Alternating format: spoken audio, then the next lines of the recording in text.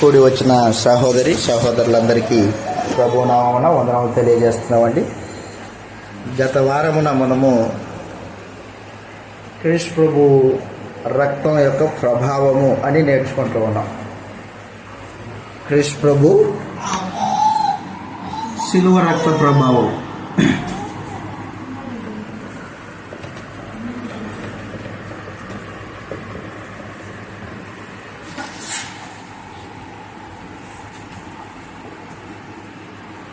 క్రీస్తు ప్రభువు యొక్క శిలువ మీద కాల్చిన రక్తం, దాని యొక్క ప్రభావం అంటే శక్తి, పవర్. యేసు ప్రభు రక్తానికి ఉన్న శక్తి ఎలాంటిది? ఆ రక్తం వలన మానవ జాతికి ఏ మేలులు చేయాలని దేవుడు ఆలోచన చేశాడు అనే సంగతులు మనం ఆలోచన చేస్తూ ఉన్నాం.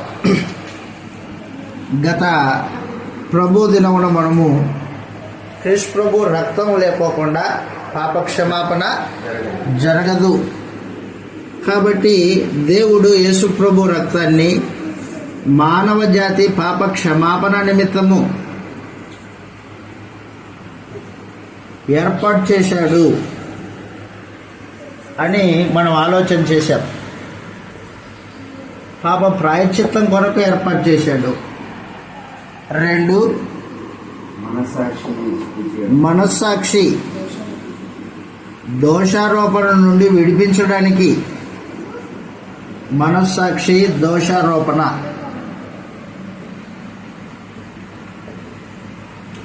నుండి విడిపించడానికి ఉద్దేశించాడు దేవుడు. విడిపించడానికి.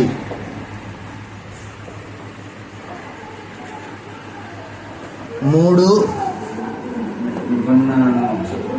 దేవునికి మనుషులకి మధ్యలో శత్రుత్వాన్ని తొలగించడానికి నిబంధన చేశాడు. క్రీస్తు రక్తము వలన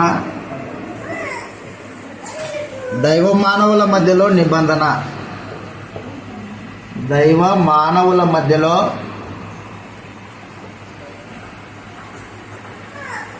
నిబంధన.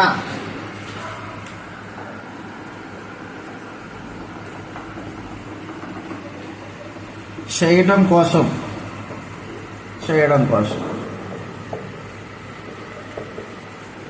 రక్తం లేకోకుండా నిబంధన చేయబడదు. పూర్వకాలము ఇశ్రాయేలుతో దేవుడు నిబంధన చేసుకున్నాడు, ధర్మశాస్త్రం అనే నిబంధన. ఆ నిబంధన చేసేటప్పుడు గొర్రెల యొక్క మేకల యొక్క రక్తాన్ని నిబంధన ఫలకల మీద, ఆ ప్రజల మీద, గుడారం మీద, సేవా పాత్రలన్నిటి మీద చిందించారు. ఎప్పుడైతే రక్తము చిందింపబడిందో అప్పుడు ఆ ప్రజలు దేవునికి ప్రతిష్ఠితమైన జనాంగం. ఆ రక్తం వలన నిబంధన చేయబడింది, ధర్మశాస్త్రం అనే నిబంధన. ఆ రీతిగానే క్రొత్త నిబంధనను యేసు ప్రభు శిలువ రక్తం ద్వారా దేవుడు ఏర్పాటు చేశాడు. క్రొత్త నిబంధన, దానికి ఉన్న మరొక పేరు రక్త నిబంధన. క్రీస్తు రక్త నిబంధన. అందుకే ఏమన్నాడంటే, ఇది నా రక్తం వలనైనా క్రొత్త నిబంధన అని చెప్పేశాడు యేసు ప్రభు. నిబంధన లేకుండా పరమదేవుడు ఎవరితో సహవాసం చేయడు. నిబంధన జనులకు మాత్రమే ఆయన దేవుడై ఉంటాడు. నిబంధన లేకోకుండా దేవుడు నీకు దేవుడు కాదు. అందరికీ దేవుడు అన్నట్టుగానే ఉంటాడు, కానీ నిబంధన లేకోకుండా నీకు ప్రత్యేకంగా దేవుడు అయ్యే అవకాశం లేదు. చదివే మనము మరొకసారి జ్ఞాపకం చేసుకొని ముందుకెళ్తాం. ఇర్మియా గ్రంథము 31వ అధ్యాయం ఇర్మియా గ్రంథము 31వ అధ్యాయము 32వ వచనం నుండి 32వ వచనం నుండి ఇర్మియా ప్రవక్తగా ఉన్న దినాల్లోనే ఇశ్రాయేలీయుల్ని దేవుడు విడిచిపెట్టి క్రొత్త నిబంధన సంబంధమైన ఇశ్రాయేలీయుల్ని ఏర్పాటు చేసుకుంటానని వాగ్దానం చేశాడు. ఆ వాగ్దానం ప్రకారంగా కార్యక్రమాలు జరిగించాడు దేవుడు. ఇర్మియా గ్రంథము 31వ అధ్యాయము 32వ వచనంలో ఈ మాటలు రాయబడ్డాయి. అది ఐగుప్తు దేశంలో నుండి వారిని రప్పించుటకై నేను వారి చెయ్యి పట్టుకునే దినమున వారి పితరులతో నేను చేసిన నిబంధన వంటిది కాదు. నేను వారి పెనిమిటినైనను వారు ఆ నిబంధనను భంగం చేసుకొనిరి. ఇదే యెహోవా వాక్కు. ఈ దినములైన తర్వాత నేను ఇశ్రాయేలు వారితోనూ యూదా వారితోనూ చేయబో నిబంధన ఇదే. వారి మనసులలో నా ధర్మ విధులు ఉంచెదను, వారి హృదయముల మీద దాన్ని వ్రాసెదను. యెహోవా వాక్కు ఇదే. నేను వారికి దేవుడనై ఉందును, వారు నాకు జనులగుదురు. నేను దేవుణ్ణి, వారు నాకు జనులు. దేవుడు తన జనులుగా మనుషుల్ని చేసుకోవడానికి యేసుప్రభు యొక్క రక్తాన్ని ఉద్దేశించాడు. ఎప్పుడు? జగత్తుకు పునాదులు వేయబడక మునిపే రక్తానికి ప్రాధాన్యత ఇచ్చాడు పరమ తండ్రి. యేసుప్రభు యొక్క శిలువ రక్తము వెలకట్టలేని రక్తం. ఆ రక్తం ద్వారా మనుషులతో క్రొత్త నిబంధన చేయడానికి ఆలోచన చేశాడు. ఎవరైతే క్రొత్త నిబంధన కిందకు వచ్చారో వారికి దేవుడని నేను, వారు నా ప్రజలై ఉంటారు అని తెలియజేశాడు అనమాట. హెబ్రీ పత్రిక 8వ అధ్యాయము 10వ వచనంలో హెబ్రీ రచయిత ఇర్మియా గ్రంథంలో ఉన్న లేఖన భాగాన్ని కోట్ చేశాడు. హెబ్రీలకు రాసిన పత్రిక 8వ అధ్యాయం 10వ వచనంలో ఈ మాట రాయబడింది. హెబ్రీలకు రాసిన పత్రిక 10వ అధ్యాయం 8వ అధ్యాయం 10వ వచనం. 8వ అధ్యాయము 10వ వచనంలో ఆ దినములైన తర్వాత ఇశ్రాయేలు ఇంటి వారితోనూ నేను చేయబో నిబంధన ఏదనగా వారి మనస్సులో నా ధర్మ విధులను ఉంచెదను, వారి హృదయముల మీద వాటిని వ్రాయుదును. నేను వారికి దేవుడనై ఉందును, వారు నాకు ప్రజలై ఉందురు అన్నాడు. కాబట్టి యేసుప్రభు యొక్క రక్తం వలన చేయబడిన నిబంధన లేకోకుండా ఎవరే దేవుడికి ప్రజలు కాలేరు. దేవుడు నా దేవుడు అని చెప్పే దమ్ము ధైర్యం ఎవరికే ఉండదు. నిబంధన లేకోకుండా. మనందరికీ తెలుసు, దేవుడు అబ్రహాము దేవుడిని, ఇస్సాకు దేవుడిని, యాకోబు దేవుడిని అని చెప్పుకున్నాడు. వారి జీవిత విధానాలను బట్టి, వారితో దేవుడు చేసుకున్న నిబంధనలను బట్టి, దేవుడు వారికి దయచేసిన వాగ్దానాలను బట్టి ఈ రోజున దేవుడు నీకు దేవుడై ఉండాలంటే క్రొత్త నిబంధన కిందికి రావాలి. నిబంధన కిందికి వచ్చిన వాళ్ళు ఏం చేయాలా? లోకానికి వేరుగా బతకాల. మునుపు అన్యజనులు నడుచుకునేటట్టు నడుచుకున్నాం మనం కూడా. ఇప్పుడు అలా నడుచుకోకూడదు. లోకానికి వేరయ్యి నిబంధనలోకి వచ్చిన వాడు లోకానికి వేరైన వాడు. లోకంలో నుండి, లోక ఆచారాల్లో నుండి, లోక పద్ధతుల్లో నుండి వేరు కాకోకుండా నీవు నిబంధన కింద ఉండవు. అపోస్తల కార్యములు 2వ అధ్యాయము 38వ వచనంలో అపోస్తలుడైన పేతురు పరిశుద్ధాత్మ శక్తి కలిగిన వాడై మాట్లాడుతూ ఉన్నాడు. ఏమంటున్నాడంటే, నిబంధన జనులు లోకానికి వేరై రక్షణ పొందిన వారై ఉండాలి. 2వ అధ్యాయము 38వ వచనం నుండి చూస్తాం. పేతురు, మీరు మారు మనసు పొంది మీలో ప్రతివాడు మారు మనసు పొంది పాపక్షమాపణ నిమిత్తము ప్రతివాడు యేసుక్రీస్తు నామమున బాప్తిస్మం పొందుడి. అప్పుడు మీరు పరిశుద్ధాత్మ అను వరమును పొందుదురు. ఈ వాగ్దానము మీకును మీ పిల్లలకును దూరస్తులందరికీ చెందును. వారితో చెప్పాను, ఇంకనూ అనేక విధములైన మాటలతో సాక్ష్యం ఇచ్చి మీరు మూర్ఖులకు ఈ తరం వారికి వేరై రక్షణ పొందండి అన్నాడు అన్నమాట. నిబంధన జనులు లోకానికి వేరైన వాళ్ళు, లోకానికి వేరైన వారు.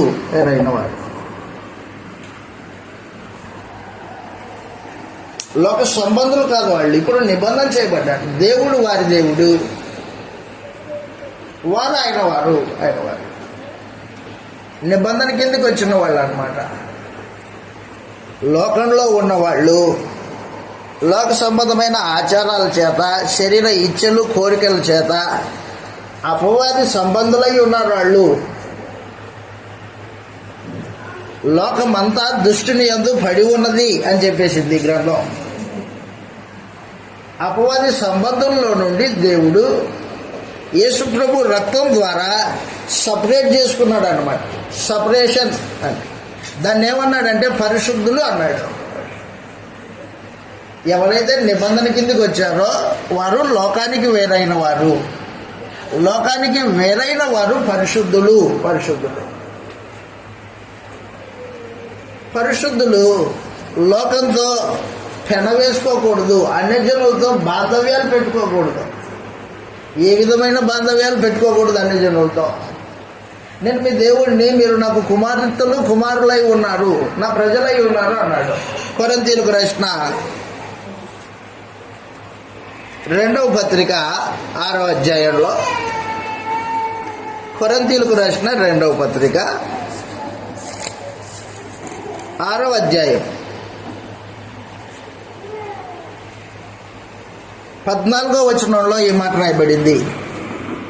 కొరింథీయులకు రాసిన 2వ పత్రిక 6వ అధ్యాయము 14వ వచనంలో ఏమంటున్నాడంటే, మీరు అవిశ్వాసులతో జోడుగా ఉండకుడి. నీతికి దుర్నీతితో ఏమి సాంగత్యము? వెలుగునకు చీకటితో ఏమి పొత్తు? క్రీస్తునకు బెలియాలతో ఏమి సంబంధం? అవిశ్వాసితో విశ్వాసికి పాలెక్కడిది?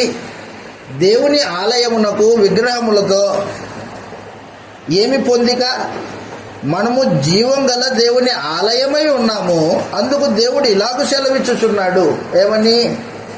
నేను వారిలో నివసించి సంచరింతును, నేను వారి దేవుడనై ఉందును, వారు నా ప్రజలై ఉందురు.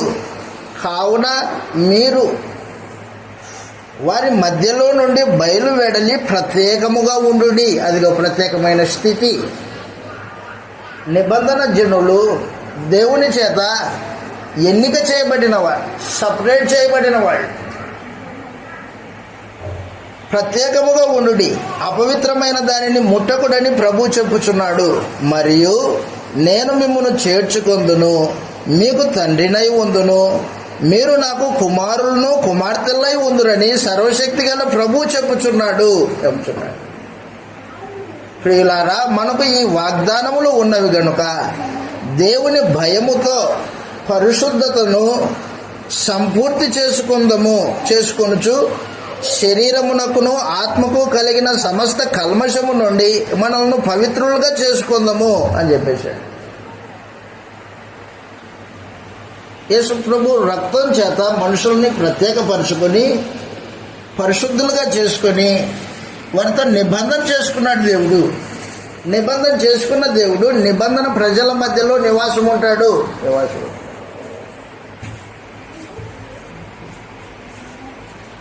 వారు తనవారు, ఆయన వారు ఆయన.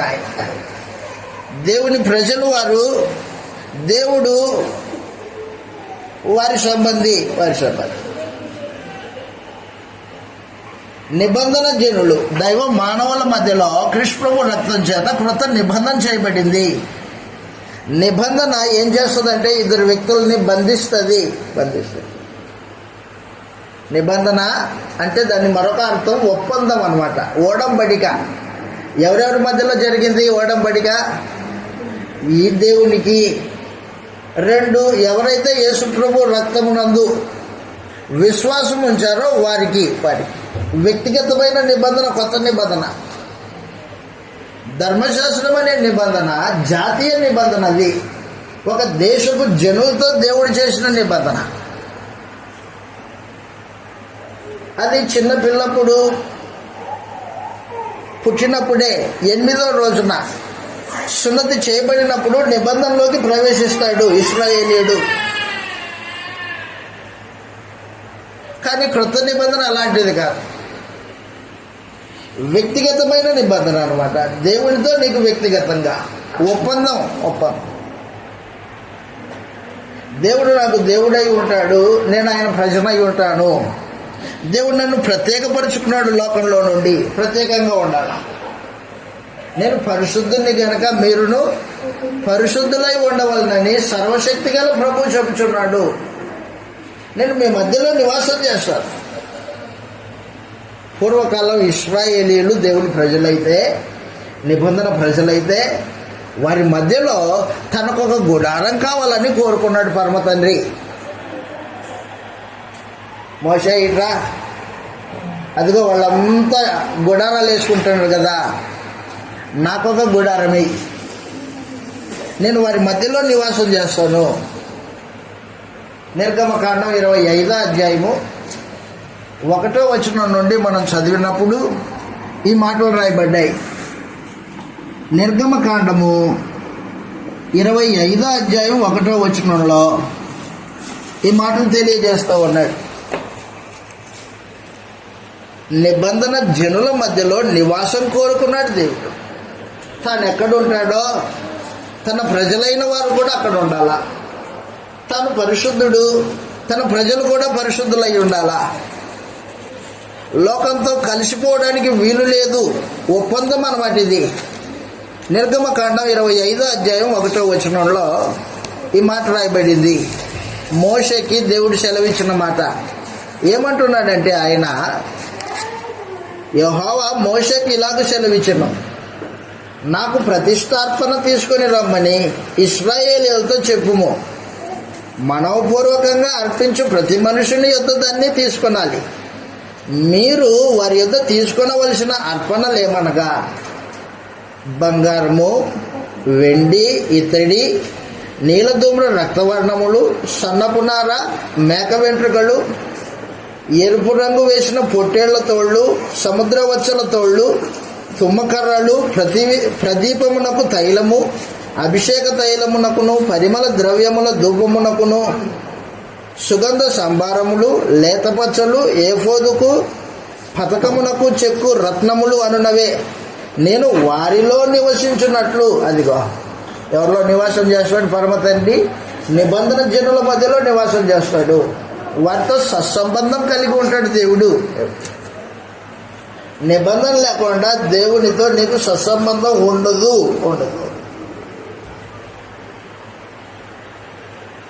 ఆయన స్వభావం ఎలాంటిదంటే, ఎవరితో అయితే నిబంధన చేసుకున్నాడో వారితో నివాసం ఉంటాడు.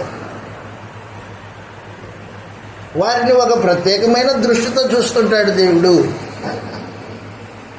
ప్రత్యేకమైన దృష్టి. నిబంధన ప్రజల్ని ఒక ప్రత్యేకమైన ఏర్పాట్లు చేశాడు అనమాట. మరలా జ్ఞాపకం చేస్తాడు మీకు. ఎర్ర సముద్రము ఇశ్రాయేలీల కొరకు 2గా చీలిపోయింది. వారు నడవాల, ఐగుప్తులు కూడా నడవడానికి ప్రయత్నం చేశారు. ఏం చేశాడు దేవుడు? ఇటు నా ప్రజలు పోయారు, నా ప్రజలకు మాత్రమే ఇది ఏర్పాటు చేయబడింది, మీకు కాదు. కాబట్టి ఎర్ర సముద్రము ముంచివేసింది ఐగుప్తు యొక్క సైన్యాన్ని, ఐగుప్తు యొక్క రథాలని, అశ్వాలని ముంచేసింది. ప్రత్యేకమైన మాట. కాబట్టి దేవుడు నిబంధన ద్వారా మనుషుల్ని ప్రత్యేకపరుచుకొని ప్రత్యేకమైన ఏర్పాట్లు చేసి వారి మధ్యలో నివాసం ఉంటాడు. నేను పరిశుద్ధుని కనుక మీరును పరిశుద్ధులై ఉండండి అని చెప్పేశాడు అనమాట. కాబట్టి క్రీస్తు ప్రభు రక్తం లేకోకుండా ఎవరే కానీ దేవునితో సత్సంబంధాలు లేనివాడై ఉంటాడు, ఎవరికి అవకాశం ఉండదు. అందుకని కల్వరి శిలువలో జగత్తు పునాది వేయబడక మునిపే యేసు ప్రభు యొక్క రక్తాన్ని ఏర్పాటు చేసి ఆ రక్తం ద్వారా దైవ మానవుల మధ్యలో ఒక నిబంధన ఏర్పాటు చేయడానికి ఆలోచన చేశాడు. నిబంధన ప్రకారంగా దేవుడు నివాసం ఉంటాడు, నేను మీలో నివసిస్తాను అని చెప్పేశాడు అనమాట. మీలో నివసిస్తాను, మీతో కలిసి సహవాసం చేస్తాను. కాబట్టి కొత్త నిబంధన లేకోకుండా దైవ సహవాసం నీకుండదు. ప్రార్థన చేసుకోవడము, బైబిల్ చదవడం దైవ సహవాసం కాదు. అది నిబంధన లేకోకుండా, నిబంధన రక్తం లేకుండా సహవాసం ఉండదు. చాలామంది ఏం చేస్తుంటారంటే సులకన భావంతో మేము కూడా క్రైస్తవులమే అని చెప్పుకుంటారు. ప్రార్థనకి వెళ్ళినంత మాత్రాన క్రైస్తవుడు అయిపోడు. ప్రార్థన చేసి బైబిల్ చదివినంత మాత్రాన క్రైస్తవుడు కాడు. క్రైస్తవుడు అవ్వాలంటే నిబంధన కిందికి రావాలి. యేసు ప్రభు రక్తం చేత చేయబడిన నిబంధన, ఆ నిబంధన కండిషన్కి నువ్వు ఒప్పుకోవాలి. అప్పుడు దేవుడు నీతో సహవాసం చేస్తాడు. అయ్యా నాతో సహవాసం చెయ్యి, అలా చేసేవాడిని కాదు నేను, నిబంధన కిందికి రా. ఇదిగో యేసు ప్రభు రక్తం వలన అయినా కొత్త నిబంధన, ఆ నిబంధన కిందికి వచ్చావా, అయితే నీతో సహవాసం చేస్తా, నేను నీతో నివసిస్తాను, నా మందిరం నీవే, నీలో నివాసం ఉంటాను నేను. కాబట్టి క్రొత్త నిబంధన కిందికి వచ్చిన వారే దేవుని మందిరం. ఆ మందిరంలో దేవుడు నివాసం చేస్తాడు, సహవాసం చేస్తాడు, ఆ మందిరంలో సహవాసం చేస్తాడు. కాబట్టి క్రీస్తు రక్తం వలన అయినా కొత్త నిబంధన ఇది, కొత్త నిబంధన. నిబంధన లేకోకుండా దేవుడు కాడు, దేవుడు నివాసం, దేవుడి సహవాసం నీకు ఉండదు. రెండో సంగతికి వెళ్తున్నా నేను. నాలుగో సంగతి, క్రీస్తు ప్రభు రక్తం వలన సంఘము ఏర్పాటు చేయబడింది. నాలుగవ సమాచారం, క్రీస్తు ప్రభు రక్తం వలన సంఘము ఏర్పాటు చేయబడింది.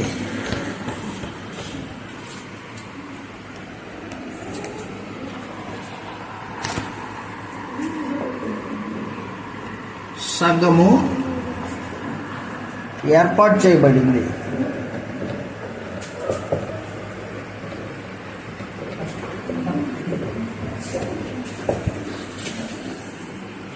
చదువుతాం ఎలా రాయబడింది.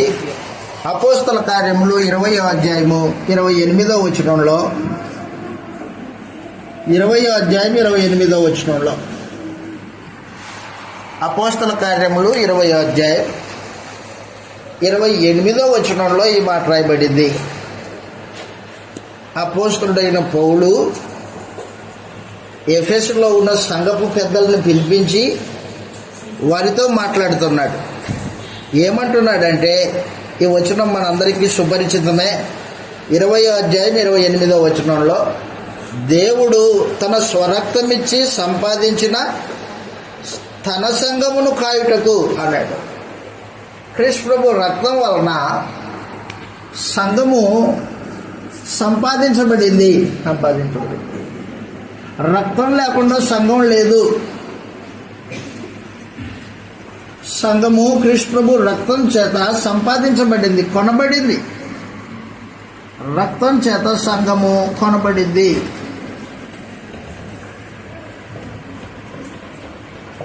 సంఘము కొనబడింది.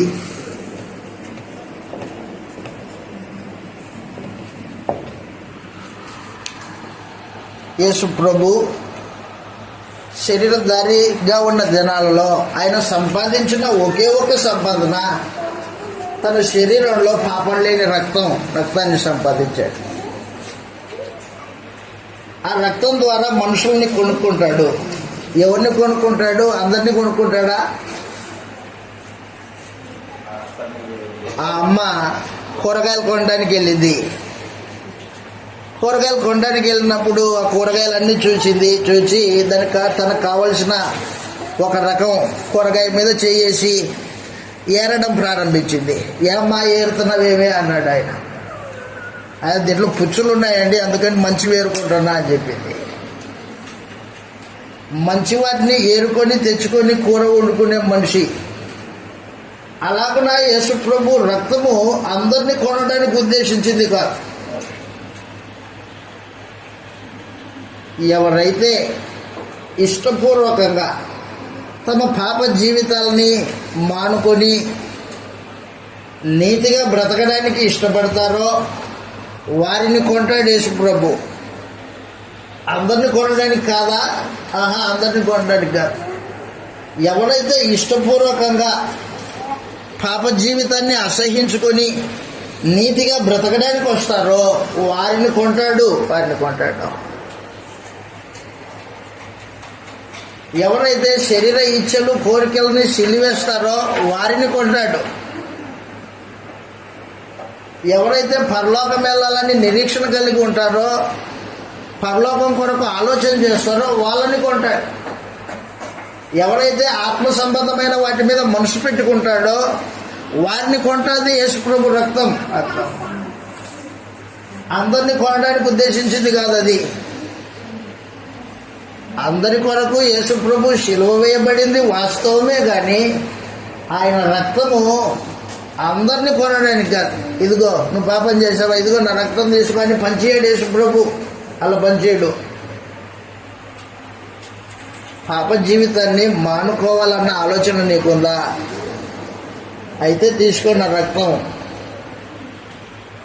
రక్తం ద్వారా నీ పాప జీవితాన్ని తుడిచేసి నీతిగా యథార్థంగా బ్రతకడానికి ఆలోచన చేయి. అలాంటి వారిని కొంటాడు ఉద్దేశించాడు యేసు ప్రభు. పేతురు గారు రాసిన మొదటి పత్రిక 2వ అధ్యాయము. పేతురు గారు రాసిన మొదటి పత్రిక 2వ అధ్యాయం 24వ వచనంలో ఈ మాట రాయబడింది. ఎవరిని కొంటది యేసు ప్రభు రక్తం? చెప్తున్నాడు, మీరు పాపం విషయమై చనిపోయి నీతి విషయమై జీవించున్నట్లు ఆయన తానే తన శరీరమందు మన పాపములను మోసుకొనెను. ఆయన పొందిన గాయముల చేత మనకు స్వస్థత కలిగి ఉన్నది అని చెప్పేసాడు అనమాట. అందరినీ కొనడానికి కాదా ఇది? ఎవరైతే పాపం విషయమై చనిపోతారో, పాపాన్ని ద్వేషిస్తారో వారిని కొంటది యేసు ప్రభు రక్తం. అలాగూ కొనబడిన వారు సంఘం అంటే వాళ్ళు. ప్రకటన గ్రంథము 5వ అధ్యాయం.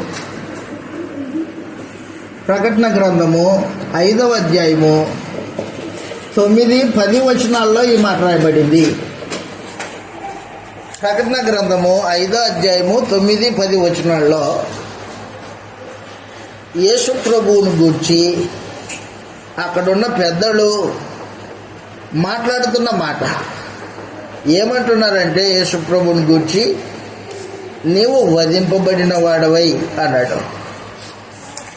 ప్రకటన గ్రంథం 5వ అధ్యాయం 9వ వచనంలో ఆ పెద్దలు నీవు ఆ గ్రంథమును తీసుకొని దాని ముద్రలు విప్పుటకు యోగ్యుడవు, నీవు వధింపబడిన వాడవై నీ రక్తమిచ్చి, అదిగో రక్తం, నీ రక్తమిచ్చి ప్రతి వంశంలోనూ, ఆయా భాషలు మాట్లాడు వారిలోనూ, ప్రతి ప్రజలోనూ, ప్రతి జనములోనూ దేవుని కొరకు మనుషులను కొని మా దేవునికి వారిని యాజకులుగాను రాజ్యముగాను చేసితివి.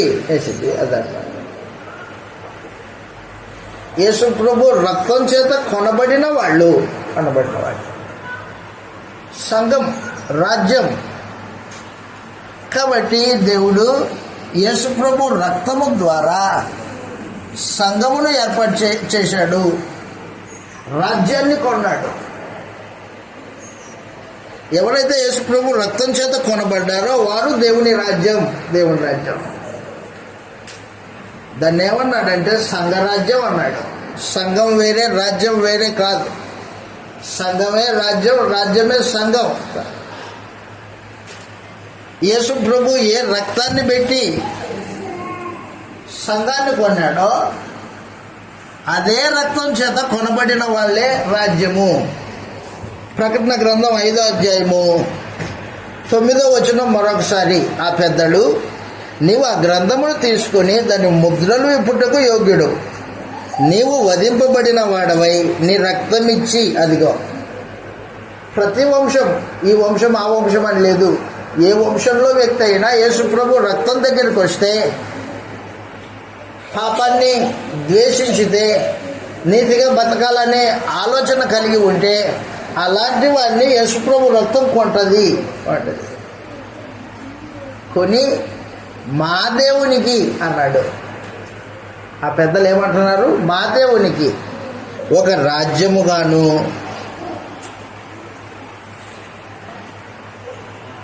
యాజకులుగాను చేసితివి. రాజ్యము వాళ్ళే, యాజకులు వాళ్ళే. రక్తం చేత కొనబడిన వాళ్ళు. కాబట్టి యేసు ప్రభు యొక్క రక్తం లేకోకుండా రాజ్యం రాలేదు. యేసు ప్రభు రక్తం లేకోకుండా సంఘం రాలేదు. సంఘము రాజ్యం రెండు ఒకటే. కాబట్టి నేను బాప్తిసం తీసుకున్న దేవుని రాజ్యం, నువ్వు దేవుని రాజ్యం అవ్వాలంటే బాప్తిసం తీసుకుంటే సరిపోలేదు. బాప్తిస్మంలో నీవు యేసు ప్రభు రక్తం చేత కొనబడుతున్నావనే భావన నీకు ఉండాలి. ఆయన నన్ను కొనుక్కున్నాడు. ఏమిచ్చుకున్నాడు? నిన్ను రక్తం ఇచ్చుకున్నాడు. ఆ రక్తం ఇచ్చుకున్నాడు. దేనికోసం కొన్నాడు? దేవుని కొరకు కొన్నాడు. దేవుని ప్రజలుగా ఉండడానికి కొన్నాడు. దేవుని జనాంగముగా దేవుని సన్నిధిలో యాజకత్వం చేయడానికి కొన్నాడు. యాజకులు ఆ రోజున లేవీయులు యాజకులు. ఈ రోజున యేసు ప్రభు రక్తం చేత కొనబడిన వారు దేవుని యాజకుడు.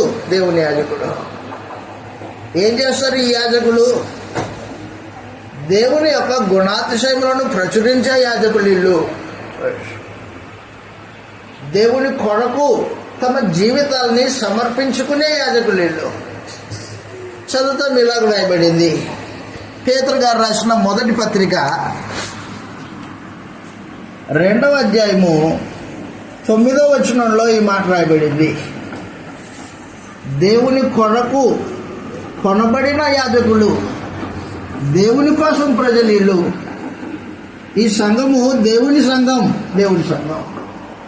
కృష్ణ రక్తం వలన ఏర్పాటు చేయబడిన సంఘము దేవుని సంఘము. దేవుని కొరకు పనిచేస్తారు వీళ్ళు. ఏం పని చేస్తారు? అక్కడ రాయబడింది. పేతురు గారు రాసిన మొదటి పత్రిక 2వ అధ్యాయం 9వ వచనంలో ఇలాగూ రాయబడింది.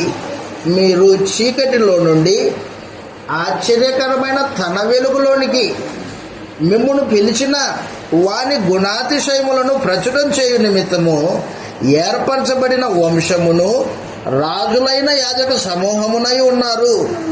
పరిశుద్ధ జనమును దేవుని సొత్తైన ప్రజలనై ఉన్నారు అన్నాడు.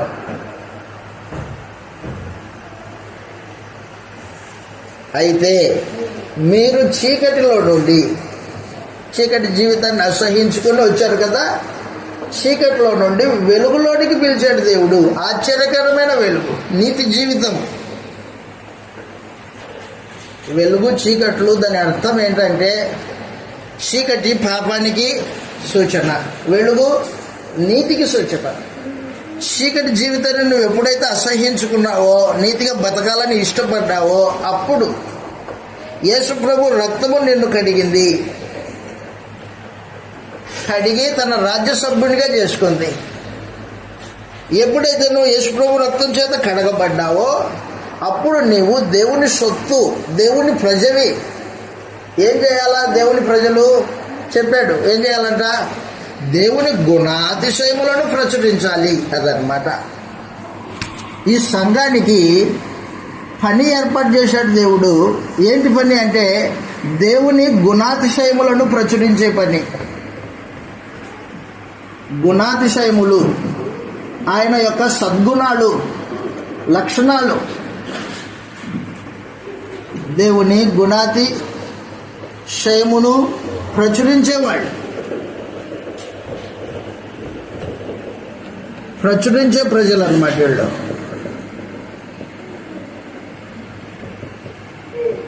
కాబట్టి క్రీస్తు ప్రభు రక్తం ద్వారా మనుషుల్ని కొని తన సొత్తుగా, తన వంశముగా, దేవుని వంశం అన్నమాట వీళ్ళు. ఆ రోజున లేవి వంశం, ఈ రోజున దేవుని వంశం, దైవ వంశం క్రైస్తవులు. మీ వంశం ఏంటి? మా వంశం అంటే దైవ వంశం అండి. అది ఎక్కడ లేదు భూమి మీద. లోకస్తుడికి తెలియదు అది. లోకస్తుడికి కులాలు తెలుసు, వర్గీకరణ తెలుసు, కానీ దైవ వంశం తెలియదు లోకస్తుడికి.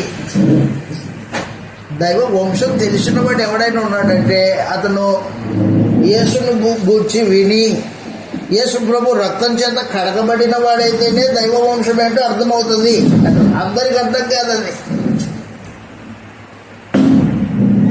దేవుడు ఒక రాజ్యాన్ని స్థాపిస్తాడు. ఆ రాజ్యము దాన్ని పొందిన వారికే తప్ప మరి ఎవరికి చెందదు అని చెప్పేశాడు. దానియేలు గ్రంథం 2వ అధ్యాయం 44వ వచనంలో ఈ మాట రాయబడింది. దేవుని రాజ్యమై ఉన్నారు. దానియేలు గ్రంథం 2వ అధ్యాయము 44వ వచనంలో నెబుకద్నెజరుకి దేవుడు జరగబోయే దాన్ని దానియేలు ప్రవక్త ద్వారా తెలియజేస్తూ ఉన్నాడు. ఆ తెలియజేస్తూ సంఘమును గురించి, రాజ్యమును గురించి మాట్లాడాడు. దానియేలు గ్రంథం 2వ అధ్యాయం 44వ వచనంలో ఈ మాట రాయబడింది. ఆ రాజుల కాలంలో పరలోకమందున్న దేవుడు ఒక రాజ్యమును స్థాపించును, దానికి ఎన్నటికీ నాశనం కలగదు. ఆ రాజ్యము దాన్ని పొందిన వారికే గాక మరి ఎవరికీ చెందదు. అది ముందు చెప్పబడిన రాజ్యములన్నిటినీ పగలగొట్టి నిర్మూలం చేయును గాని అది యుగముల వరకు నిలుచును. దేవుని రాజ్యం, దేవుని సొత్తు, దేవుని ప్రజలు, దేవుని ప్రజలు అది పొందుకునేది, పొందుకునేది అనుభవంతో కూడుకున్నది. అది ఎవరికి ఆ అనుభవం ఉంటుందంటే ఎవరైతే కృష్ణ ప్రభు రక్తం చేత, ఏ వంశపు వాడైనా, ఏ భాష మాట్లాడేవాడైనా, ఎవరైనా కానీ యేసు ప్రభు రక్తం చేత కొనబడితే దేవుని ప్రజ అవుతాడు, దేవుని సొత్తు అవుతాడు, దేవుని గుణాతిశయములను ప్రచురించే పని కలిగిన వాడై ఉంటాడు అంటాడు. దేవుని సొత్తు, దేవుని సొత్తుని ఎవడైనా అపహరిస్తాడా? దేవుని సొత్తును ఎవడైనా అపహరిస్తాడా? దొంగతనం చేస్తాడా దేవుని సొత్తుని? ఎవడైనా అంత మునగాడు ఉన్నాడా? దేవుని సొత్తుని దొంగతనం చేసేవాడు ఉన్నాడా? ఎవడు లేడు. అపవాది కూడా లేడు. దేవుని సొత్తుని దొంగతనం చేసేవాడు ఎవడే లేడు. ఆయన సొత్తు భద్రంగా ఉంటుంది. సమస్త దేవదూతలు ఉన్నారు సొత్తును కాపాడడానికి. సొత్తును కాపాడడానికి యేసు ప్రభువునే ప్రధాన కాపరిగా పెట్టాడు దేవుడు. యేసు ప్రభు చేతిలో నుంచి ఎవడైనా దొంగిలించగలుగుతాడా? ఎవడే లేడు. ఓడిపోయిన అపవాది. వాడు ఓడిపోయాడు కదా, వాడేం దొంగతనం చేస్తాడు? ఎవడే సంఘంలో ఉన్న దేవుని సొత్తుని దొంగతనం చేయలేడు. కానీ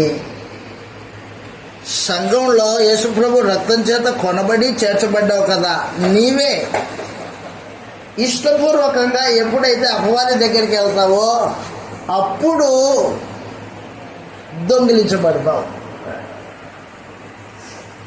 యేసుప్రభుని కాదని దేవుడు వేసిన ఈ కంచెను దాటుకొని నీకు ఇష్టపూర్వకంగా నీ ఆ సొంత ఆలోచన ప్రకారంగా గేటు దాటితే అప్పుడు అపవాది నిన్ను తనవాణిగా చేర్చుకుంటాడు. అంతే తప్పించి దేవుని సొత్తుని ఎవడే దొంగిలించడానికి అవకాశం లేనంతగా ఏర్పాటు చేశాడు అనమాట పరమ తండ్రి. అది రక్తం వలన ఏర్పాటు చేయబడిన సంఘానికి ఉన్న భద్రత అనమాట. అది భద్రత. నా తండ్రి నాకు ఇచ్చిన గొర్రెలు ఎవడే అపహరించలేడు. గొర్రె తనంతకు తానే భౌతికమైన వాటిని ఆశించి, లోక సంబంధమైన వాటిని ఆశించి, శరీర సంబంధమైన ఇచ్చలు కోరికల చేత పొడవబడి వాటి చేత జయింపబడిన వాడైతే బయటికి వెళ్ళిపోతాడు. బయటికి వెళ్ళిపోయిన వాడు అపవాది మింగేస్తుంది. గర్జించు సింహం వల్లే ఎదురు చూస్తున్నాడు, ఎవరిని మింగుతున్నా అని. ఎవడు బయటకు వస్తే వాడిని. కాబట్టి క్రీస్తు ప్రభు సంఘము రాజ్యం. ఆ రాజ్యానికి ప్రధాన కాపరి యేసు ప్రభు. రాజ్యం దాన్ని పొందిన వారికి తప్ప ఎవరికి చెందదు. అది ఈ రాజ్యంలో బ్రతుకుతున్న వ్యక్తి నీతిగా యథార్థంగా దేవుని గుణాతిశయాలను ప్రచురించుతూ జీవితాన్ని కొనసాగిస్తూ ఉంటాడు. అపవాది వాడిని ఏం చేయలేడు, ముట్టుకోలేడు వాడిని. అదనమాట. మరి అపవాది నిన్ను ఇబ్బంది పెడుతుంది, నన్ను ఇబ్బంది పెడుతుంది అంటున్నాడు అనుకో ఎవరైనా, అప్పుడు ఏం జరుగుతుంది అనమాట? నువ్వు దురాశ కలిగి బయటికి వెళ్ళావు కాబట్టే నిన్ను ఇబ్బంది పెడుతుంది. అది నువ్వున్న స్థితి, నీ బలం, నువ్వు వేసుకున్న సూటు, నీకున్న భద్రత, ఇదంతా నువ్వు గమనించితే నీకు అర్థమైతే అపవాది నిన్నేం చేసుకోలేడు. భద్రం చేశాడు అన్నమాట. యేసు ప్రభువుని ప్రధాన కాపరిగా పెట్టాడు. నా గొర్రెలు నా స్వరాన్ని వింటాయి అని చెప్పాడు ప్రభు అనేసి. అన్యుని స్వరం ఎరగదది. అపోస్తలుల బోధ కాని ప్రతిదీ అన్యుని స్వరమే. అపోస్తలుల బోధ యేసు ప్రభు యొక్క స్వరం. కాబట్టి గొర్రెల ప్రధాన కాపరి గొర్రెల్ని కాస్తూ ఉంటాడు. ఆ గొర్రెలు దేవుని గుణాతిశయములను ప్రచురిస్తూ ఉంటాయి. ఆ సంఘం ఎక్కడ ఏర్పడింది, ఎలా ఏర్పడింది? అది యేసు ప్రభు రక్తం చేత కొనబడిన సంఘం అన్నమాట. కాబట్టి యేసు ప్రభు రక్తము జరిగించే మరొక ప్రాముఖ్యమైన సంగతి ఏంటంటే సంఘాన్ని కొనింది యేసు ప్రభు రక్తం. యేసు ప్రభు రక్తం ద్వారా ఎవరైతే చీకటిని, పాపాన్ని ద్వేషించి నీతిగా బ్రతకడానికి ఇష్టపడతారో అలాంటి వారిని దేవుడు కొనుక్కొని తన సొత్తుగా చేసుకొని, తన ప్రజలుగా, తన వంశంగా చేసుకొని యేసు ప్రభువునే ప్రధాన కాపరిగా పెట్టి కాపాడుతున్నాడు, భద్రపరుస్తున్నాడు. యోహాన్ గారు రాసిన మొదటి పత్రికలో ఈ విషయాన్ని చదువుతాం మనం. యోహాన్ గారు రాసిన మొదటి పత్రిక దైవ వంశం. ఈ దైవ వంశానికి దేవుని వంశం కదా వీళ్ళు. అంటే అర్థం ఏంటి? దేవుని బీజం వలన పుట్టినవారు అని అర్థం. దేవుని బీజం వలన పుట్టినవారు. మీది ఏ వంశం? మా తాతలది ఏ వంశమో నీది ఆ వంశం అవుతుంది అంటాడు. మీ తాతలది ఏ వంశం అంటే వాళ్ళ బీజంలో నుంచి వచ్చావు నువ్వు బయటికి.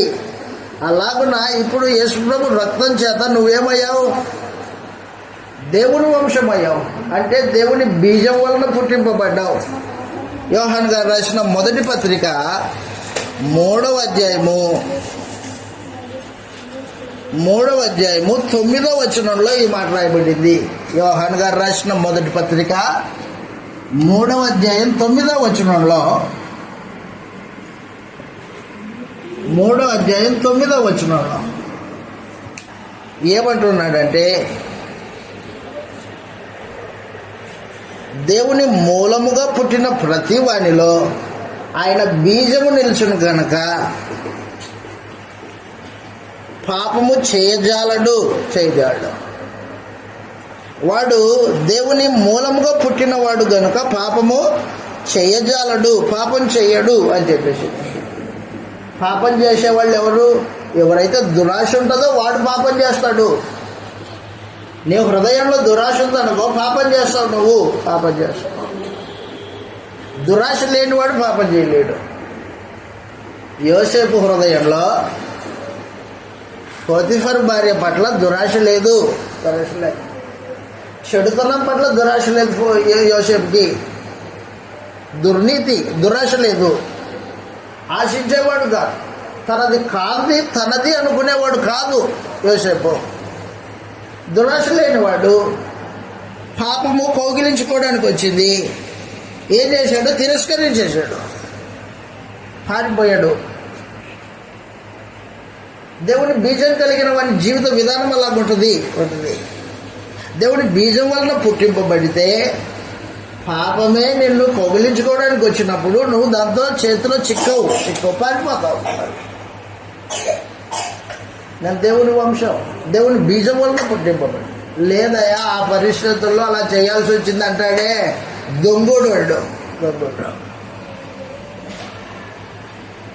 నీకు ఆలోచన ఉంది, దురాశ ఉంది, ఆ దురాశకి అవకాశం ఎదురయ్యింది. దురాశ, అవకాశము, పాపం జరిగింది అదనమాట. కాబట్టి దేవుని మూలముగా, దేవుని వంశము, బీజం వలన పుట్టింపబడినవాడు దైవ వంశం.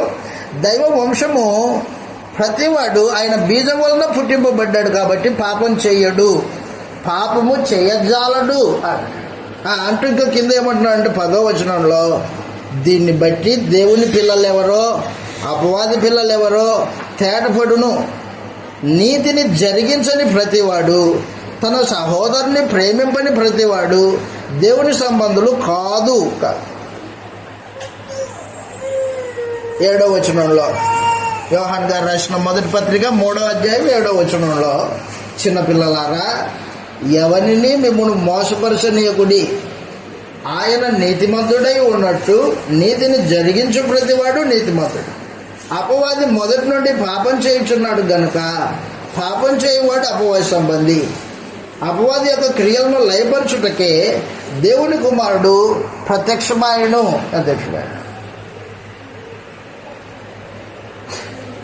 యోహాన్ గారు రాసిన మొదటి పత్రిక 5వ అధ్యాయం 18వ వచనం. యోహాన్ గారు రాసిన మొదటి పత్రిక 5వ అధ్యాయం 18వ వచనంలో ఈ మాట రాయబడింది. దేవుని మూలంగా పుట్టిన వాడిని గురించి మాట్లాడుతూ, దైవ వంశం, దేవుని మూలంగా పుట్టి ఉన్న వాడెవడును పాపం చేయడని ఎరుగుదుము. అదిగో, దేవుని మూలంగా పుట్టకపోతేనే మనుషుడు పాపం చేస్తాడు.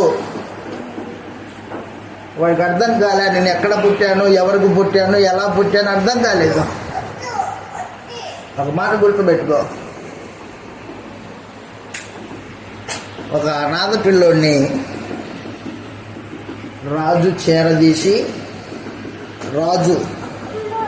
అనాథ పిల్లోడిని చేరదీసి అతనికి రాజవస్త్రాలు, రాజకుమార వస్త్రాలు ధరింపజేసి, అరే ఇక మీద నువ్వు రాజకుమారుడివి, ఆ హోదాకు తగ్గట్టు బతుకు అని చెప్పాడు. వాడేం చేశాడంటే రాజవస్త్రాలు వేసుకొని, రాజకుమారుని వస్త్రాలు వేసుకొని, చేతికి కంకణము, వేళ్ళకి ఉంగరాలు, ప్రశస్తమైన వస్త్రాలు ధరించుకొని సింహాసనం మీద కూర్చున్నాడు. కూర్చుండగానే భోజనం పెట్టే సమయంలో వాడు ఏం చేశాడంటే అన్నం కింద పడిపోతే కింద కూర్చొని తినడం ప్రారంభించాడు. సిగ్గు, నీకున్న హోదా ఏంటి? ఒకప్పుడు స్థితి నువ్వు అలాగా అన్నం వేరుకున్న స్థితే కరెక్టే, కానీ ఇప్పుడు ఒకప్పుడు పాపం చేసిన వాళ్ళమే మనం, కానీ దేవుడు యేసు ప్రభు రక్తం ద్వారా మనల్ని పవిత్రపరచుకొని రాజకుమారుని వస్త్రాలు ధరింపజేసి ఇక మీదట పాపం చేయొద్దు, నా కుమారుడు నీవు అని చెప్పాడు. కానీ మనుషుడు ఏం చేశాడంటే తనకిచ్చిన దేవుడిచ్చిన ఈ అవకాశాలన్నీ పక్కన పెట్టేసి, తనకిచ్చిన హోదాన్ని పక్కన పెట్టేసి మరలా పాపం చేయడానికి వెళ్తున్నాడంటే అర్థమేంటి? కాబట్టి కృష్ణ రక్తం చేత కొనబడిన సంఘము మరలా పాపపు జీవితానికి మరలిపోయేది కాదది. జీవితాన్ని సంపూర్ణంగా చీకటిలో నుంచి వేరైన వాళ్ళు, నీతి వస్త్రాలు ధరించుకున్న వాళ్ళు, రాజకుమారులు అన్నమాట, దైవ వంశం, దేవుని మూలంగా పుట్టింపబడినవాడు. పాపం జోలికి పోడు, పాపంతో జోలి లేకుండా బతుకుతాడు ఇక మీదట. అందుకే అంటున్నాడు, ఏమంటున్నాడంటే 5వ అధ్యాయం 18వ వచనంలో, దేవుని మూలంగా పుట్టినవాడు ఎవడును పాపం చేయడని ఎరుగుదుము. దేవుని మూలంగా పుట్టినవాడు తన్ను భద్రం చేసుకొనును గనక. అదిగో ఎవరు భద్రపరిచేది? నిన్ను నువ్వు భద్రం చేసుకుంటూ ఉంటావు.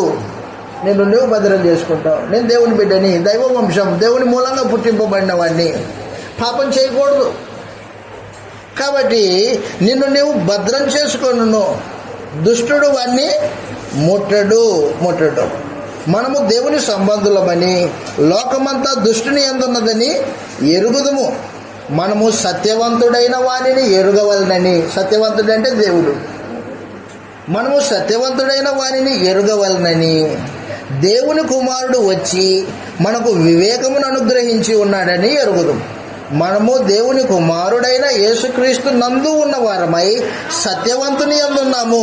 ఆయనే నిజమైన దేవుడు, నిత్య జీవమునై ఉన్నాడు. చిన్నపిల్లలారా, విగ్రహం జోలికి పోకుండా జాగ్రత్తగా ఉండండి అని చెప్పేసాడు అన్నమాట. ఇక్కడ సత్యవంతుడు అనే మాట తండ్రి యొక్క దేవునికి సంబంధించిన మాట. అది తండ్రిని గురించి మాట్లాడుతున్నాడు. యేసు ప్రభు నందు ఉన్నావంటే తండ్రి యందు ఉన్నట్టు లెక్క. ఆయన నిజమైన దేవుడు అయి ఉన్నాడు. ఆయన అంటే ఎవరు? తండ్రి యొక్క దేవుని గురించి మాట్లాడుతున్నమాట, యేసు ప్రభుని గురించి కాదది. కాబట్టి దయతో గుర్తుపెట్టుకో, యేసు ప్రభు రక్తం వలన దేవుడు సంఘమును ఏర్పాటు చేశాడు. రక్తం ఇచ్చి ప్రతి వంశంలో ఉన్న వారిని కొన్ని ప్రత్యేకపరుచుకొని, ఆ ప్రత్యేకపడిన ప్రజలు దేవుని గుణాతిశయములను, దేవుని వంశం వాళ్ళు, దేవుని ప్రజలు దేవుని రాజ్యములై ఉన్నారు. దేవుని గుణాతిశయములను ప్రచురించాలి. దేవుని బీజం వలన పుట్టింపబడిన వారు కాబట్టి ఇక మీద పాపం చేయకుండా బతకాలా. అదనమాట. సంఘము పాపం చేయకోకుండా సత్యానికి స్తంభమై నీతికి స్థానమై ఉండాలా. దాని కొరకు ఉద్దేశించాడు దేవుడు. పాపం లేని జనాంగం కృష్ణ ప్రభు సంఘం. ఎంత అమూల్యమైన రక్తమో అంత అమూల్యమైన సంఘం. అదనమాట. రక్తానికి ఎంత విలువ కట్టలేమో అలాగున్న సంఘానికి కూడా విలువ కట్టలేము. రక్తానికి విలువ లేదు, వెలకట్టలేము. అలాగే సంఘానికి కూడా వెలకట్టలేము. వెలకట్టలేని రక్తంతో వెలకట్టలేని సంఘాన్ని కొన్నాడు దేవుడు. కాబట్టి నీ విలువ ఎంతో తెలిసిన, నీతో పాటు ఆరాధనలో పాల్పంపులు పొందే ఒక సహోదరుడు, అతని విలువ ఎంతో తెలిసిన నీకు. కానీ ఈ రోజున సంఘాలలో ఏం జరుగుతుందంటే, ఒకడు మరొకరిని తృణీకరించేది, ఒకడు మరొకరి మీద ద్వేషం పెట్టుకునేది, ఒకడు మరొకరిని తృణప్రాయంగా మాట్లాడేది, అగౌరవపరిచేది, మర్యాద లేకుండా ప్రవర్తించేది. నీకు అర్థమవుతుందా? ఎవరితో ప్రవర్తిస్తున్నావో, ఎవరితో మాట్లాడుతున్నావో, ఎవరిని తృణీకరిస్తున్నావో, ఎవరిని ద్వేషిస్తున్నావో. ఏ రక్తం వలన నువ్వు కొనబడ్డావో అదే రక్తం వలన కొనబడిన సహోదరుణ్ణి ద్వేషిస్తూ ఉన్నావు. సంఘం అలా ఉండడానికి ఉద్దేశించలేదు దేవుడు. ఏం చెప్పాడంటే, ఏ సహోదరుడైనా ఇబ్బందుల్లో ఇరుకుల్లో ఉంటే అతనికి సహాయం చెయ్యి. అతనికి సహాయం చేసినందువలన నాకు సహాయం చేసినట్టే అతను నాకు సహాయం చేసినట్టే. సహోదరుని ద్వేషించావనుకో, నన్ను ద్వేషించావు అంటే ఎవరిని? యేసుప్రభువుని. యేసుప్రభుని ద్వేషించితే ఏం జరుగుతుంది? యేసుప్రభుని ద్వేషించిన వాడు నరకప్రాప్తుడు. ఏ నరహంతకునికి నిత్య జీవం అనేది ఉండదు. మత్తయి సువార్త 5వ అధ్యాయం. మత్తయి సువార్త 5వ అధ్యాయంలో సంఘంలో ఉండవలసిన వాతావరణం, రక్తం చేత కొనబడిన సంఘము, ఆ సంఘంలో ఉండవలసిన వాతావరణం గురించి మాట్లాడాడు మత్తయి సువార్త 5వ అధ్యాయంలో. మాట్లాడితే ఏమంటున్నాడంటే 27వ వచనంలో చూస్తున్నా, 21వ వచనంలో, మత్తయి సువార్త 5వ అధ్యాయము 21వ వచనంలో, నరహత్య చేయవద్దు, నరహత్య చేయువాడు విమర్శకులోనగునని పూర్వీకులతో చెప్పబడిన మాట మీరు విన్నారు కదా. నేను మీతో చెప్పినదేమనగా, తన సహోదరుని మీద కోపపడు ప్రతివాడు, అదిగో విమర్శకులోనగును, తన సహోదరుని చూచి వ్యర్థుడా అంటే అర్థమేంటి? వ్యర్థుడా అంటే పనికిరానోడా, రే నీ వల్ల ఏం పని చేత కాదు, పక్కపో నువ్వు అని మాట్లాడకూడదు. పనికిరానోడా అనకూడదు, వ్యర్థుడా అనకూడదు. వ్యర్థుడా అని చెప్పువాడు మహాసభకు లోనగును, ద్రోహి అని చెప్పువాడు నరకాగ్నికి లోనగును. అదనమాట. కాబట్టి కృష్ణుడు రక్తము అమూల్యమైనది. అమూల్యమైన రక్తం చేత కొనబడిన సంఘం. సంఘంలో ప్రతి వ్యక్తి విలువైన వాడే, విలువ తక్కువవాడు కాదు. కాబట్టి తృణప్రాయంగా మాట్లాడకూడదు, అగౌరవంగా మాట్లాడకూడదు, సహోదరుని ద్వేషించకూడదు. సహోదరుని ద్వేషించేవాడు దేవుని మూలంగా పుట్టలేదు. సహోదరుని ప్రేమించేవాడు దేవుని మూలంగా పుట్టాడు. కాబట్టి సంఘంలో ప్రేమ బాంధవ్యం ఉండాలి, ప్రేమ బాంధవ్యం ఉండాలి. ఆ తర్వాత చెప్పాడు సంఘంలో మోహం చూపు ఉండకూడదు అన్నాడు. అపవిత్రతో సంబంధమైనది ఏదే ఉండకూడదు సంఘంలో. ఎందుకంటే రక్తము పాప ప్రాయశ్చిత్తం కొరకు ఏర్పాటు చేయబడింది. పరిశుద్ధమైన జనాంగం వాళ్ళు. ఇక మీద దాంట్లో సంఘంలో పాపం ఉండకూడదు. పాపం జరుగుతుంది అనుకో సంఘంలో, అంటే ఏం జరుగుతుంది?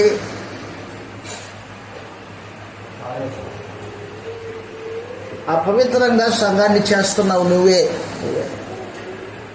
ఎవరి వలనైతే సంఘము చెడిపోతుందో, పాపం చేస్తున్నాడో వాని వలన సంఘం చెడిపోతుంది. సంఘం చెడిపేసాడు వాడు. అందుకే ఎవడైనా దేవుని ఆలయంను పాడు చేసిన ఎడల వాడిని దేవుడు పాడు చేయడు. అదన్నమాట సమాచారం.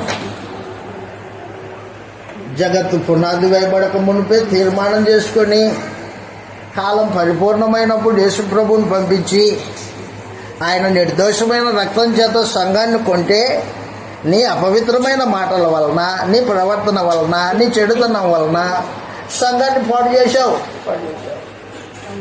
దేవుడు కలలు కన్నా సంఘాన్ని పాడు చేశావు నీ ప్రవర్తనను బట్టి, నీ మాటలను బట్టి.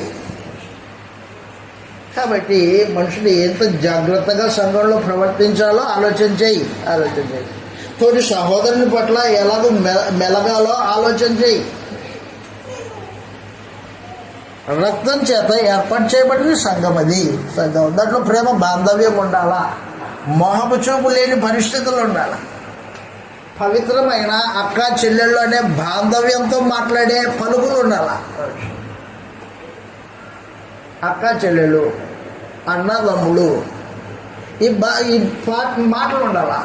ఇవి లేకోకుండా మోహపు చూపు, లోక సంబంధమైన చెడుతనము, కళ్ళల్లో అపవిత్రత, శరీర ప్రవర్తనలో దుష్ప్రవర్తన, ఇవన్నీ ఉన్నవాడు సంఘం కాదనమాట.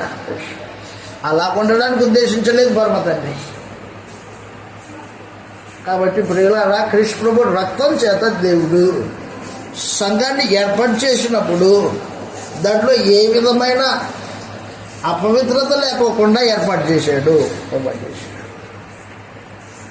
కిందికి మాట్లాడుతున్నాడు. మోహం చూపు చూసే ప్రతివాడు అప్పుడే వాడు వ్యభిచారం చేసినట్టు సమానం అన్నాడు. ఆ తర్వాత మాట్లాడాడు, ఏమన్నాడంటే అప్రమాణాలు చేసేవాడు, మాట తప్పే వాతావరణము కృష్ణ ప్రభు సంఘంలో ఉండదు. నీ మాట అవునంటే అవును, కాదంటే కాదంతే. తిరకాసుగా మరి అది కాదులేండి ఇది అని మాట్లాడే పరిస్థితి కాదు.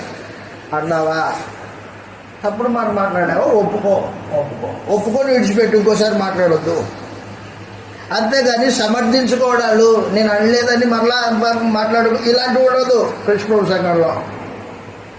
అవునండి అన్నాను, తప్పయింది, ఇక మీదట అనను అనే మారు మనసు పొందే స్వభావం కలిగింది సంఘం. సమర్థించుకునేది కాదు. నేను అనలేదు, నేనేం తక్కువ నువ్వు ఎక్కువ అనే భావనలు కాదు దాంట్లో. ఆ తర్వాత చెప్పాడు మత్తయి సువార్త 5వ అధ్యాయంలో కిందికి ఏమంటున్నాడంటే, శత్రువులని సైతము ప్రేమించే స్వభావం కలిగింది సంఘం. శత్రువుని సైతం ప్రేమించే స్వభావం, అది దైవ స్వభావము. ఆ స్వభావం ఇప్పుడు నేరుగా కృష్ణ ప్రభు రక్తం ద్వారా సంఘానికి వచ్చింది అన్నమాట. కాబట్టి కృష్ణ ప్రభు రక్తం వలన ఎలాంటి సంఘం ఏర్పడాలో, ఆ సంఘంలో వాతావరణం ఎలాగ ఉండాలో, వారి మధ్యలో నీతి బాంధవ్యం, ప్రేమ బాంధవ్యం, సహోదర ప్రేమ, వారి మధ్యలో అపవిత్రత లేని స్థితి, పవిత్రమైన జీవితాలు, వారి మధ్యలో మాటని తప్పే పరిస్థితులు లేవు ఏర్పాటు చేసి పెట్టాడు. ఆ తర్వాత చెప్పుకుంటూ వచ్చాడు. ఏం చెప్పాడంటే, ప్రార్థన చేసేటప్పుడు మనుషులు కనబడేటట్టు చేసేది కాదు అది. నీ భక్తి దేవునికి అంగీకార యోగ్యంగా రహస్యంగా నువ్వు ఇతరులకి సహాయం చేస్తున్నావు, అది ఎవరికే తెలియకోకుండా, నీకు నీ దేవునికి తప్ప ఎవరికీ తెలియకూడదు. అది ఎలాంటి వాతావరణం ఉండాలని పరమ తండ్రి ఆలోచన చేశాడో అలాంటి సంఘాన్ని తన రక్తం ద్వారా ఏర్పాటు చేస్తాడు ప్రభు అయిన యేసు ఏర్పాటు చేశాడు. అది కాబట్టి సంఘం అంటే సంఘం కాదు. సంఘం అంటే క్రీస్తు రక్తం చేత కొనబడిన వాళ్ళు, పాపపు జీవితాన్ని సంపూర్ణంగా విడిచిపెట్టి దేవుని ప్రజలుగా, దేవుని సొత్తుగా ఉండడానికి వచ్చిన వాళ్ళు. దేవుడు ఏం చేశాడంటే ఆ సంఘాన్ని కాయడానికి యేసు ప్రభువును ప్రధాన కాపరిగా పెట్టి భద్రత ఏర్పాటు చేసి పెట్టాడు. అపవాది ముట్టలేని భద్రత. దేవుని సొత్తు ఎవడే అపహరించలేడు. అలాంటి ఏర్పాటు చేసి దాని కొరకు కంచె వేసి కాపాడుతూ ఉన్నాడు. అయితే ఈ గొర్రె ఏం చేసిందంటే లోకాన్ని ఆశించింది, చెడుతనాన్ని ఆలోచన చేసింది, బయటికి వెళ్ళింది, కంచె దాటిపోయింది. ఏం జరుగుతుంది? పక్కనే తోడేళ్ళు ఉంది, కాసుకుని తినేసింది. పేతురు గారు రాసిన మొదటి పత్రిక. కాబట్టి క్రీస్తు రక్తం వలన ఏర్పాటు చేయబడిన సంఘము, దాని యొక్క వాతావరణము, దాని యొక్క భద్రత ఏ రీతిగా ఏర్పాటు చేశాడో మనం గ్రహించాలా. ఇలాగంటూ ఉన్నాడు పేతురు గారు రాసిన మొదటి పత్రిక 5వ అధ్యాయంలో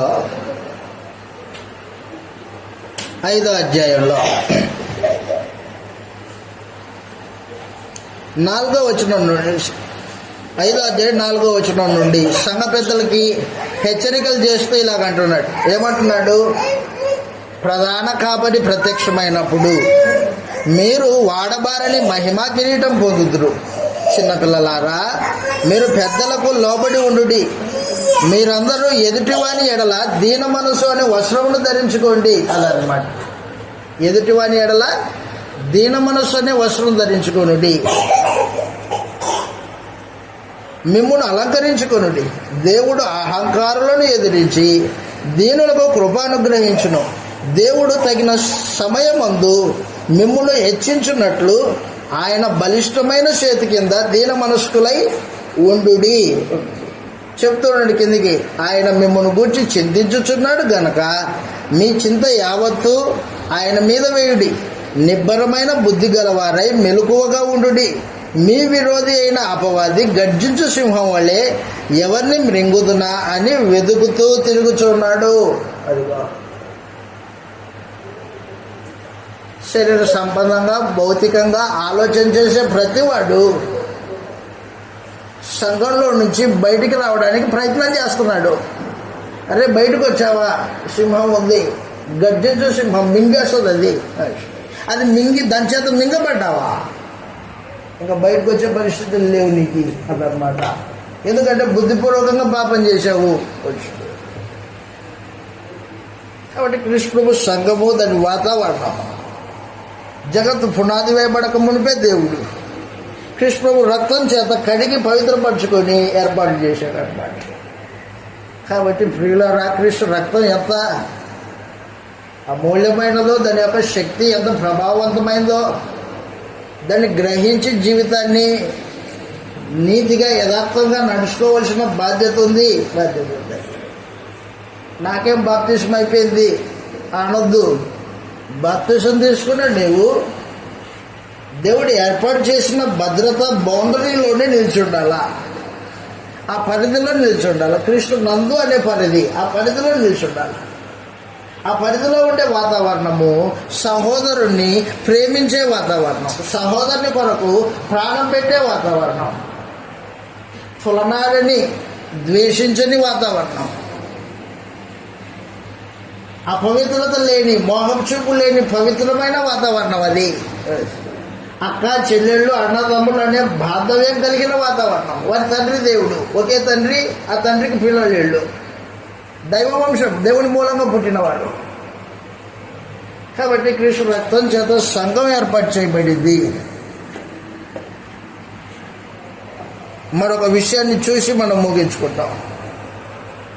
కృష్ణ ప్రభు రక్తము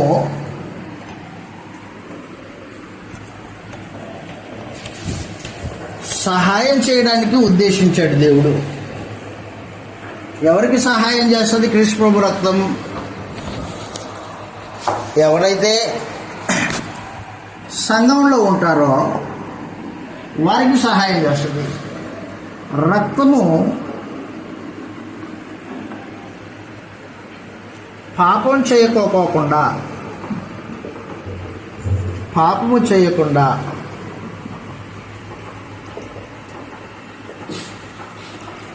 ఉండటానికి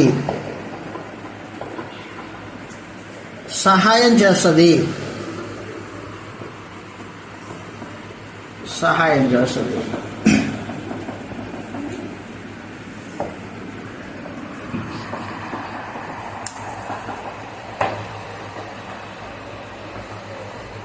ఒక గొర్రె పిల్ల,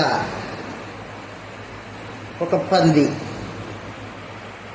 రెండు నడుచుకుంటూ పోతున్నాయి. బురద కాలువ అడ్డొచ్చింది. కాలువ అడ్డు రాగానే గొర్రెపిల్ల ఏం చేసిందంటే దాని స్వభావాన్ని బట్టి ఆ కాలువలో వెళ్ళకోకుండా దాన్ని ఎగరడానికి ప్రయత్నం చేసింది. ఎనికెళ్ళి పరిగెత్తుకుంటూ వచ్చి ఎగిరింది. ఎగరగానే దాని ముందు కాళ్ళు రెండు గట్టు మీద పడ్డాయి, మిగతా రెండు కాళ్ళు బురదలో పడ్డాయి. అదే పడకూడదు అనుకున్నాను పన్నానే. పక్కన పంది ఉంది కదా, పంది ఏం చేసిందంటే, నీకు తెలుసు, నీకు నడవడం చేత కాదు, ఎగరడం చేత కాదు, నన్ను చూడు అని నేరుగా బురదలో పడి కాలువలో పడి నడుచుకుంటూ వచ్చింది. యేసు ప్రభు రక్తము పందుల్ని కడగడానికి ఉద్దేశించలేదు. అది ఎవరిని కడుగుతుంది? యేసు ప్రభు రక్తం ఎవరికి సహాయం చేస్తుందంటే, ఎవరైతే పాపం చేయకూడదని జీవితాన్ని గడుపుతూ ఉంటారో, ఏదైనా ఒక అనాలోచనగా పాపము, కాళ్ళు పడినాయి కదా ఇప్పుడు గొర్రెపిల్ల కాళ్ళు బురదలో పడినాయి, అట్లాగా తెలియక తొట్టుపాటు వలన, బలహీనత వలన కాలు జారితే యేసు ప్రభు రక్తము ఆ పాపాన్ని కడిగేయడానికి దేవుడు ఏర్పాటు చేశాడు అన్నమాట. క్రీస్తులో నడుస్తూ ఉన్నప్పుడు నీకు తెలియకుండా పాపం అంటుకుంది. నీకు తెలిసి కాదు, తెలియకుండా నీకు జ్ఞానం తక్కువయి నీ తెలియని తనంలో కాబట్టి ఆ పాపం అంటుకుంటే ఏం జరుగుతుందంటే యేసుప్రభు రక్తము నీ పాపాన్ని కడిగేస్తుంది, సహాయం చేస్తుంది అనమాట. ఇక మీద నీతిగా బతుకు, జాగ్రత్త, నేర్పు కలిగి బతుకు. ఇక మీదట పాపము ఉన్నప్పుడు ముందుగానే దాని గురించి ఆలోచన చేసి తీర్మానం చేసుకొని పాపం అంటుకోకుండా బతుకు, ఇహలోక మాలిన్యం అంటుకోకుండా బతుకు అని యేసుప్రభు రక్తం ఏం చేస్తుందంటే మనకి సహాయం చేస్తుంది అన్నమాట. యేసుప్రభు రక్తము సహాయం చేస్తుంది. దాని కొరకు ఉద్దేశించాడు దేవుడు. తొట్టుపాటు వలన జరిగిన పాపానికి సుమా, బలహీనత వలన జరిగిన పాపానికి, నీ తెలియని తనాన్ని బట్టి జరిగిన పాపానికి. అంతేగాని నీకు తెలిసి కూడా పాపం చేశావనుకో, అలాంటి పాపము పంది స్వభావం కలిగింది. అది అలాంటి వాటికి అడగడానికి ఉద్దేశించలా. చదువుతాం, ఇలాగ రాయబడింది. యోహాను గారు రాసిన మొదటి పత్రిక, యోహాను గారు రాసిన మొదటి పత్రిక 2వ అధ్యాయము మొదటి 2 వచనాలలో ఈ మాట రాయబడింది. మొదటి 2 వచనాలలో ఈ మాట రాయబడింది. క్రీస్తు ప్రభు రక్తము సహాయం చేయడానికి ఉద్దేశింపబడింది. యోహాను గారు రాసిన మొదటి పత్రిక 2వ అధ్యాయము మొదటి 2 వచనాలలో, నా చిన్న పిల్లలారా, మీరు పాపం చేయకుండాటకై ఈ సంగతులు మీకు వ్రాయిచూ ఉన్నాను. ఎవడైనాను పాపం చేసిన ఎడల నీతిమంతుడైన యేసుక్రీస్తు అను ఉత్తరవాది తండ్రి యుద్ధం అనుకున్నాడు. ఆయనే మన పాపములకు శాంతికరమై ఉన్నాడు. మన పాపములకు మాత్రమే కాదు, సర్వలోకమునకు శాంతికరమై ఉన్నాడు. అదనమాట. యేసు ప్రభు రక్తము మనకు సహాయం చేస్తుంది. మన నిమిత్తం ప్రార్థన చేశాడు. ఎలీషాని తెలియక తప్పు చేశాడండి, బలహీనతను బట్టి తప్పు చేశాడు, క్షమించండి అని యేసు ప్రభు రక్తం సహాయం చేస్తుంది. మరలా నన్ను నీతిమంతునిగా తీర్చిదిద్దుతుంది యేసు ప్రభు రక్తం. ఎవరిని? గొర్రె స్వభావం కలిగిన వారిని మాత్రమే. పంది స్వభావం కలిగిన వారిని కడగడానికి ఉద్దేశింపబడలేదు యేసు ప్రభు రక్తం. కాబట్టి దయచేసి గుర్తుపెట్టుకు, కృష్ణ ప్రభు రక్తము వలన మనము సహాయం పొంది అపవాది చేతికి చిక్కుకోకుండా వాడిని జయించడానికి దేవుడు ఏర్పాటు చేశాడు. ఈ ఏర్పాటు అందరికి కాదు. ఎవరికి? ఎవరైతే కృష్ణ ప్రభు శరీరం అనే సంఘంలో ఉన్నారో వారికి మాత్రమే ఏర్పాటు ఇది. గొర్రెపిల్ల స్వభావం కలిగిన వారికి మాత్రమే ఉద్దేశించాడు. ప్రకటన గ్రంథము 12వ అధ్యాయం, ప్రకటన గ్రంథం 12వ అధ్యాయం. గొర్రెపిల్ల రక్తము సహాయం చేసింది. ఆ సహాయం వలన అపవాదిని జయించారు వాళ్ళు. ప్రకటన గ్రంథము 12వ అధ్యాయము 11వ వచనంలో ఈ మాట రాయబడింది. ప్రకటన గ్రంథము 12వ అధ్యాయం 11వ వచనంలో, వారు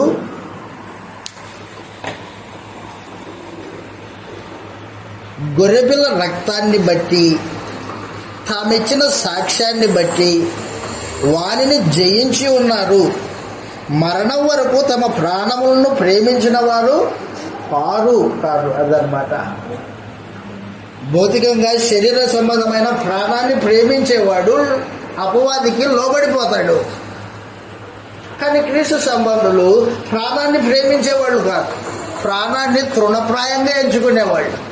మనం పాట విందాక, బ్రతుకుట క్రీస్తే, చావైతే మేలే. ఏమైనా చావు మేలా? నీకు ప్రాణం మీద భీతి లేదా? ప్రాణం మీద ప్రీతి లేదా? ప్రేమ లేదా? లేదు. చస్తే మేలు, కృష్ణ పట్టు ఉండబోతా.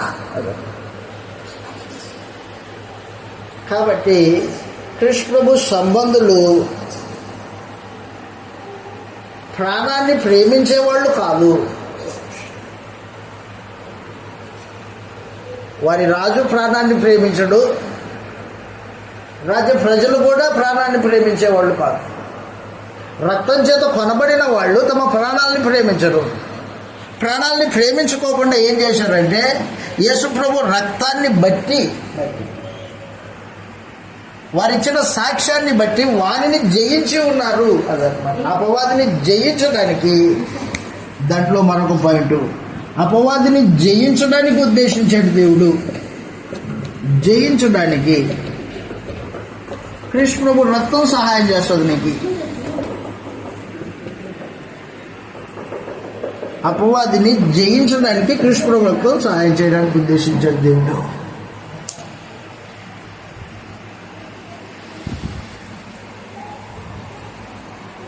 కాబట్టి కృష్ణ ప్రభు రక్తము పరమ తండ్రి దేని కోసం ఉపయోగించాడో, దేనికి ఉద్దేశించాడో నీకు అర్థం కావాలి.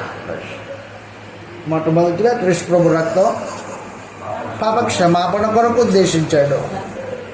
2, మనస్సాక్షి దోషారోపణ నుండి విడిపించడానికి ఉద్దేశించాడు. 3,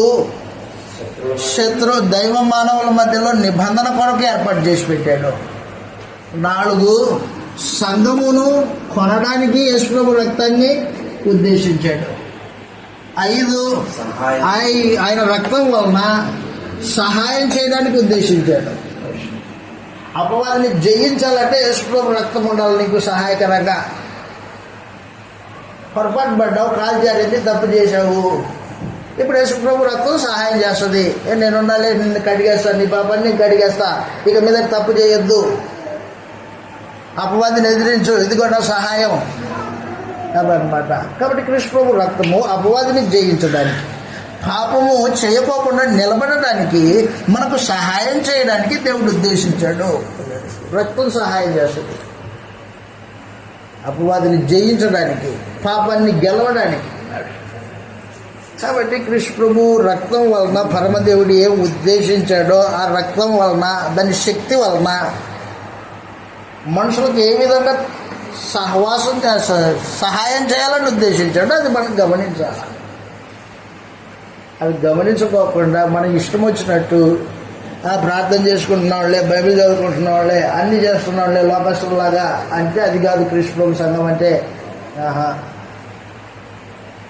పవిత్రమైన వాతావరణం, సహోదర ప్రేమ కలిగి, ప్రేమ బాంధవ్యం కలిగి, మాట తప్పని స్వభావం కలిగి, యథార్థంగా దేవునికి మాత్రమే భక్తిని ప్రదర్శించే జీవిత విధానం అన్నమాట. అది దేవుడి మీద ఆధారపడిన జీవితం. నాకేదుందో ఇవ్వలేదో నాకు తెలియదు, ఆయన పోషిస్తున్నాడు, నేను బతుకుతున్నా అనే భావన క్రైస్తవునికి అవసరం. ఆ రూపంలో కృష్ణ ప్రభు సంఘాన్ని ఉద్దేశించాడు దేవుడు. ఆ రీతిగా మీరు ఆలోచించేవాళ్ళని ప్రేమతో మనవి చేసి నేను ఇంతటితో ముగించేస్తామన్నా, మరలా వచ్చినప్పుడు సంగతులు ఆలోచన చేస్తాం.